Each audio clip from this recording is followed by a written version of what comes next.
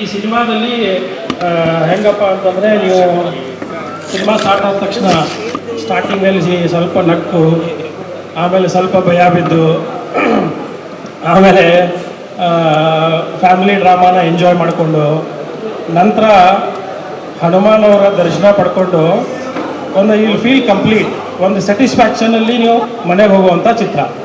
So ಇದು completely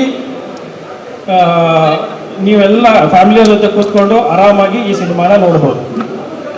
so ಈ ಸಿನಿಮಾದಲ್ಲಿ ಮೇನ್ ಹೈಲೈಟ್ಸ್ ಏನಪ್ಪ ಅಂತಂದರೆ, ನಿಮಗೆ ನಮ್ಮ ರವಿಕಿರಣ್ ಮೇನ್ ಲೀಡಲ್ಲಿದ್ದಾರೆ.